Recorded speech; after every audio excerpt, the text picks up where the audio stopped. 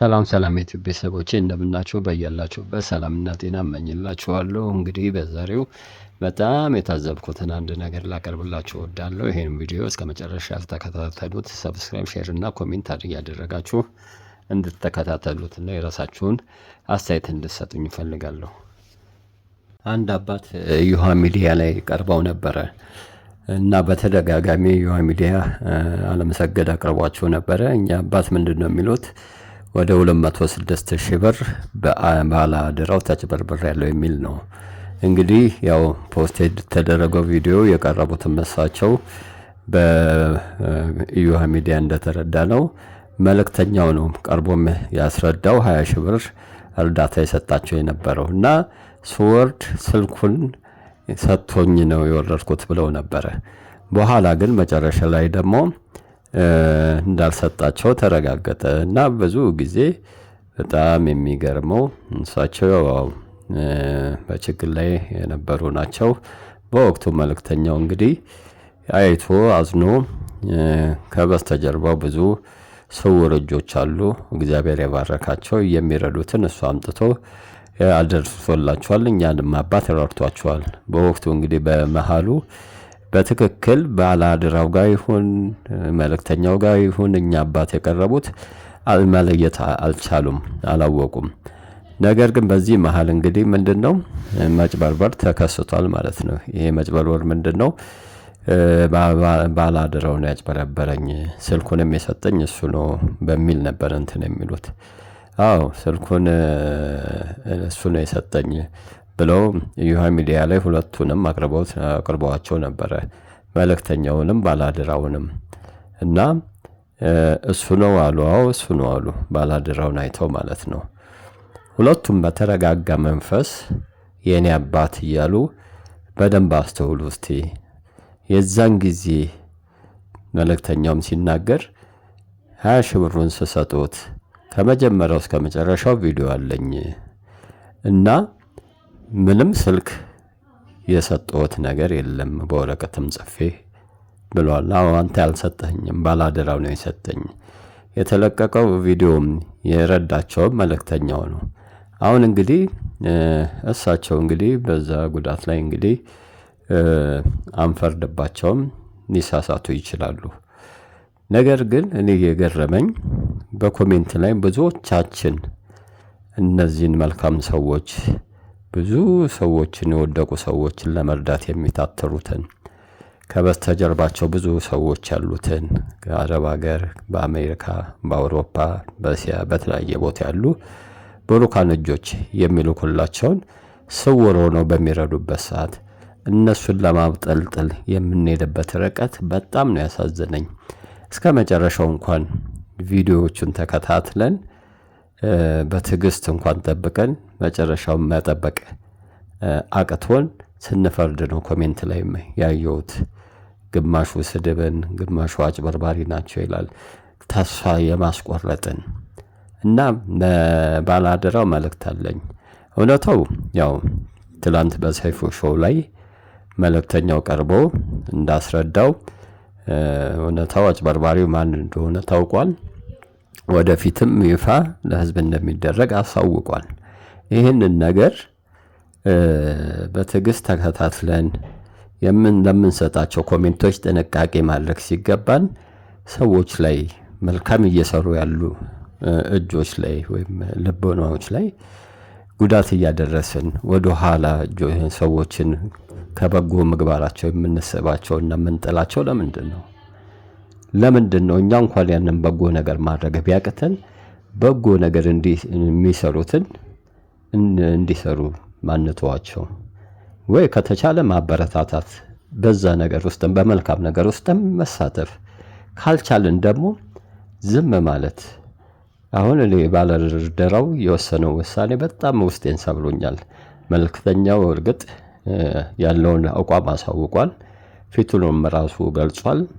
ያው የተነሳበትን ታሪኩን ሁሉ በደንብ አስረድቶ ለዚህ ያበቃውንም ሁሉን ነገር በሚገባ እንትን ብሎ እውነታውን ያለውን ሁኔታ አስረድቷል። ወደፊትም ይህን ነገር እንደማያቆም በየትኛውም ውጣ ውረድ ውስጥም ቢሆን በየትኛውም በቻሌንጅ ውስጥ ቢሆን ፈተና ውስጥ ቢሆን ወደ ኋላ እንደማይሰበር ራሱን ገልጿል። ይሄ በጣም አደንቀዋለሁ።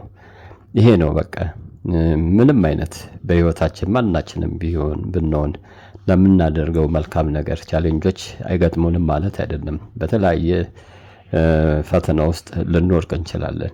ያንን ፈተና ግን ተቋቁመን ማለፍ ያለብን የማለፍን ጥበብን መካን ያለብን እግዚአብሔር አምላካችን ከኛ ጋር እንዲሆን እንዲረዳንም እየለመንን ነው እና መልእክተኛው የወሰነበት ውሳኔ በጣም አርክቶኛል። ግን ባላደራው የወሰነው ከመጨረሻው ይህንን የበጎ ስራ አቁሜያለሁ የሚል ነው። እኔ ለባላደራው አንድ መልእክት አለኝ። ወንድሜ አንተ ምንም ይሁን ምን ህሊናህና እግዚአብሔር ያውቃሉ ንጽህናችሁን እና አንተ ሰዎች አንዳንድ ክፉ ሰዎች ወይም ተስፋ የሚያስቆርጡ ሰዎች፣ ምቀኞች፣ ተንኮለኞች ሰውን ወደ ኋላ ከመልካም ስራ ወደ መጎተት የሚታገሉ ሰዎችን እያየህ ራስህን ወደ ኋላ መመለስ የለብህም። በየትኛው መከራ ቢሆን ትልቁ ቻሌንጅ ምንድነው? ያንን ቻሌንጅ አልፈህ መቀጠል ነው የሚያስፈልገው። ምክንያቱም አንተ ማሰብ ያለብህ ያስቀመጥከውን ዓላማ ነው፣ ከፊት የያዝከውን ግብ ነው፣ መልካም ስራ ነው። ለብዙዎች ስትደርስ ከበስተጀርባ ደግሞ ብዙ ስውራን እጆች አሉ። እነዚህ እጆች በሚለግሱት መሰረት አንተ እምነትን ጠብቀ እግዚአብሔር በፈቀደ መጠን ያንን ነገር ለተቸገሩ ሰዎች ያለ አድሎ እያደረክ ያለክነ በእኔ እምነት ያለውም ችግር የቱ ጋር እንደሆነ ታውቋል። አጭበርባሪው ማን እንደሆነ ተገልጿል። አንተ ግን በፍጹም ተስፋ መቁረጥ የለብህም። ተስፋ ክርስቲያን አይቆርጥምና መልካም ነገር ለሚሰሩ ሁሉ በየትኛውም ሁኔታዎች ውስጥ ሁኑ የሰዎች ወደ ኋላ መጎተት፣ የሰዎች ንግግር፣ የሰዎች መጥፎ ቃል፣ የሰዎች መጥፎ አመለካከት ሊሰብራችሁ አይገባም። በህይወት ውስጥ ብዙ ነገር መማር አለባችሁ። በአንዴ ወርቅ በእሳት እንደሚፈተን ሁሉ መልካም ነገር የሚሰራ ሁሉ ይፈተናል። ያንን ፈተና ደግሞ ለማለፍ ደግሞ ብቃትና ጥበቡን እግዚአብሔር እንዲሰጠን መለመን አለብን።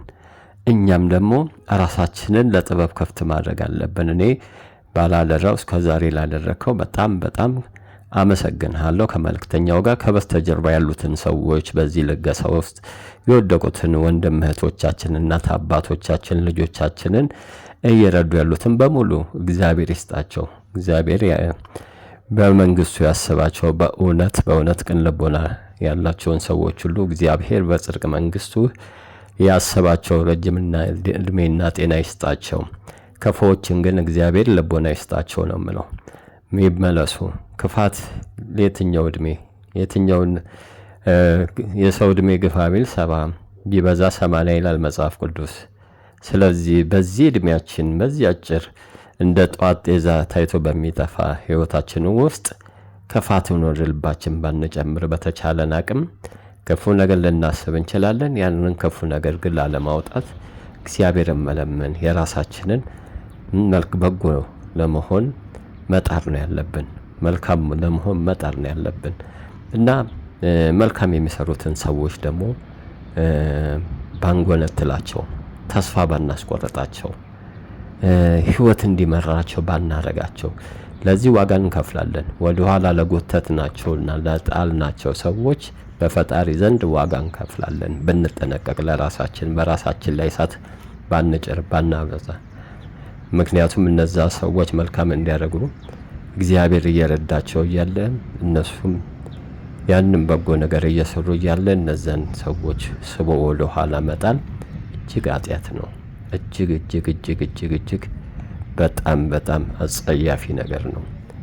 እንደቀደም እንዳልኩት ማንችል ከሆነ ዝም ማለት፣ ከቻለን ደግሞ በዚህ በጎ ስራ ውስጥ እኛው ራሳችን መሳተፍ በረከቱን እንድናገኝ።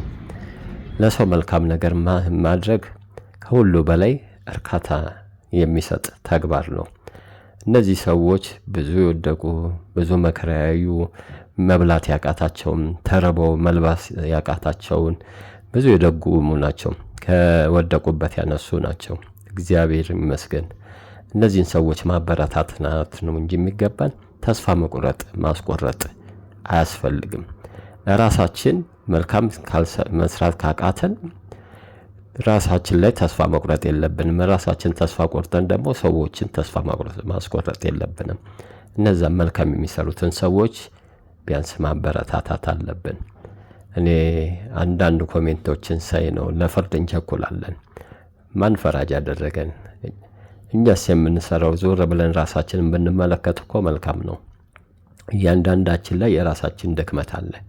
የራሳችን ድክመት ሳናርም ለምን ሰዎችን ብሌም እናደርጋለን? ለምን ሰዎችን ባሉበት ቦታ ላይ ኮምፕሌን ወይም ደግሞ ጀጅ እናደርጋቸዋለን? ይሄ እኮ ትልቅ ውድቀት ነው።